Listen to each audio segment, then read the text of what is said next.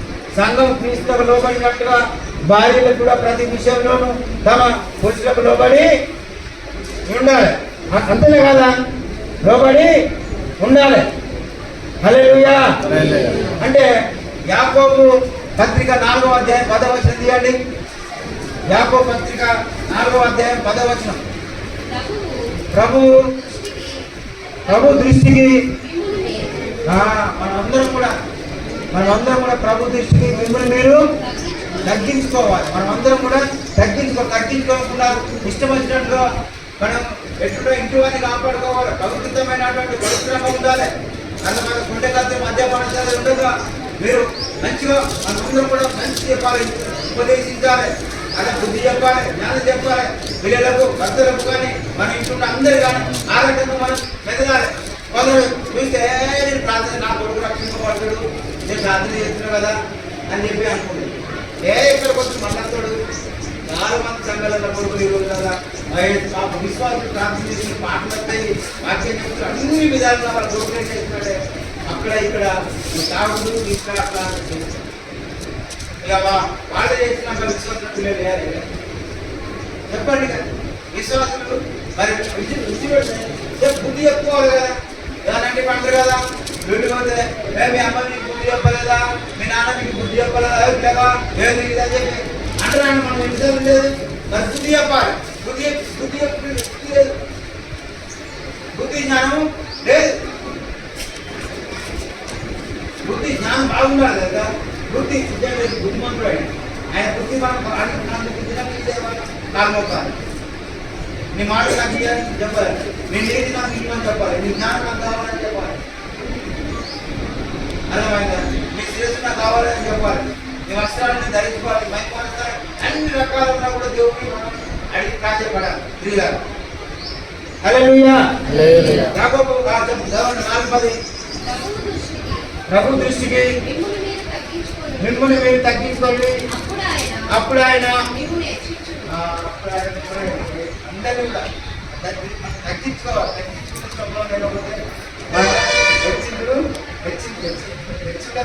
హెచ్చించకపోతే ఎవరు నమ్మరు. ఎంత బయటకు పోలేవు. ఒక్కనే చాలా డబ్బులు అనుకుంటున్నాను. నేను మా అందరినీ ఇదే నానే అంటే అట్లా మనం ఉండకూడదు. అట్లా మనం మెరుపుగా ఉండాలి. అలా స్త్రీలు ఎట్లున్నారంటే సంఘం లోబడినట్టుగా పురుషులకు కూడా లోబడి ఉండాలి. అవును, అధికారం వెళ్తారు. అపోస్తుల పౌరులు అధికారం ఇవ్వాలి. సంఘం అందరూ కూడా నేను ఇంట్లోనే నువ్వు మౌనంగా ఉండాలి, నువ్వు ఇట్లా అట్లా చెప్పి మాట్లాడు లేదు, ఛాన్స్ లేదా. మళ్ళీ అపోస్తుల పౌరులే నీకు ఛాన్స్ ఉన్నది. ఒకసారి ఎందుకంటే నువ్వు మంచిగా అనుకో, చాలు వేసుకున్నావు అనుకో, నీకు మంచి పిల్లలు వస్తే మళ్ళీ అట్లా మళ్ళీ అట్లా మళ్ళీ ఇష్టం అర్థం చేసుకున్నారు. అక్కడ ఉండే అక్కడ ఉండే ఆయన ఇష్టం వచ్చిన రీతిగా మాట్లాడుతారు, ఆయన ఇష్టం వచ్చిన రీతిగా దిగుతారు వాక్యాన్ని. అందుకోసం జ్ఞానం కావాలి. హల్లెలూయా. అందుకోసమే అంటారు యెహోవా తన ప్రజలకు బలపాన్ని ఉపయోగించును, యెహోవా తన ప్రజలకు సమాధానం కలిగేసి వారిని ఆశీర్వదించును. ఇవన్నీ కలిగి ఉంటే నీకు సమాధానం ఉంటుంది, బలం ఇస్తాడు, ఆత్మబలం, విశ్వాసము బలం. అలా అర్థమవుతుందా? నువ్వు ఎక్కడికైనా నీకు సమాధానం, ఎక్కడికైనా నీకు తృప్తి, ఎక్కడికైనా నెమ్మది, ఎక్కడికైనా ఆశీర్వాదాలు, ఎక్కడికి పోయినా కానీ ఆశీర్వాదం. నన్ను అయ్యగారిని కదా నిన్ను కాపాడుకోవడం, కుట్టుకొని నిద్రపోవడానికి చెప్పి ఇవన్నీ ఆస్వాదించాడు. అయ్యగారికి ఎట్లా చేశాడు? నేను చేసిన ఇంతకుముందు ఎన్నిసార్లు చెప్పినా నాకు ఉన్నటువంటి దర్శనాన్ని మళ్ళీ రిపీట్ చేస్తా, వేరే చెప్పలేను. నాకు దారి తీసుకొచ్చి సామానంతా నాకు ఇంట్లో నిండేదానంటే ఆస్వాదిస్తాడు. సామాను తీసుకొని వాడికి ఏ సామాను దాడి తీసుకొచ్చినపో దారి తీసుకొచ్చిన సామాను ఆస్వాదించినపో ఇంకేం కావాలి చెప్పండి అని చెప్పాడు. అందుకోసమే నీతిని కవచముగా ఆయన ధరించుకొనెను, రక్షణను తన మీద స్థిరస్థానముగా ధరించుకొనెను. రక్షణను తన మీద స్థిరస్థానం ఆయన ధరించుకోవాలి. హల్లెలూయా. అందుకోసం చెవిగల వాడు ఆత్మసంగములతో చెప్తున్న మాట వేణుగాక.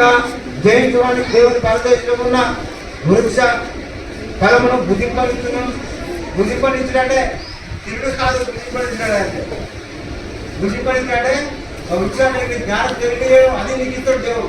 అది వృక్షం, అది చెట్టును, ఆ జ్ఞానాన్ని, ఆ మాటలు అన్ని కూడా నీ హృదయంలో ఉంటాయి. అదే తిరుడు. అందుకోసమే ఇన్నే అంటాడు నీ నీ నీ నీ నీ వాక్యం నీ మాట దొరక నేను భుజించుతుంది అంటాడు. నీ మాటలు నాకు దొరకగా నేను భుజించుతుంది అని అంటాడు. హల్లెలూయా. కాబట్టి మనం ఆయన మాటలు భుజించాలి. ఆయన బలవృక్ష ఫలాలను మనము భుజించాలి. సమస్తమును దేవుని వలన ఆయన ఆయన వలనైనవి. ఆయన మనల్ని క్రీస్తు ద్వారా తనతో సమాధానం క్రీస్తునే నీకు నాకు సమాధానం పంచుకున్నాడు దేవుడు. క్రీస్తు లేదు నీకు సమాధానం లేదు.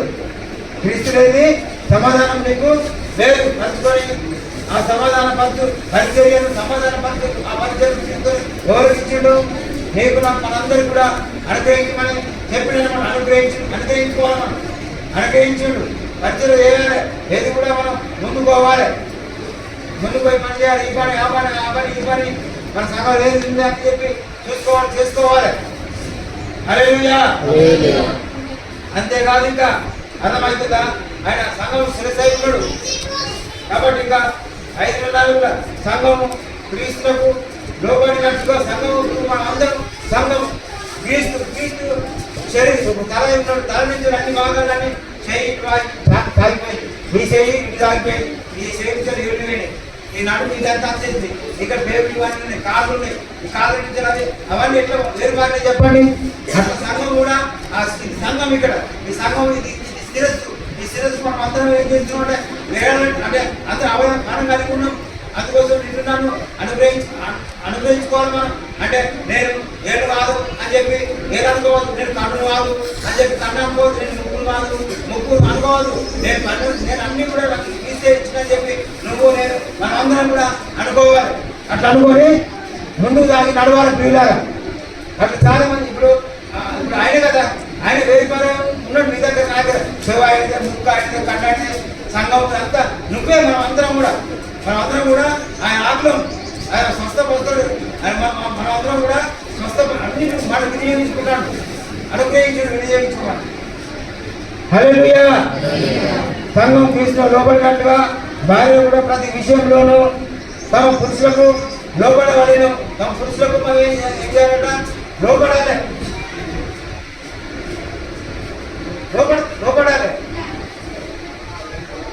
నువ్వు తాగుతుండు కొడుకుంటూ ఇప్పటిదప్పని చెప్పి తీసుకెళ్తామైంది.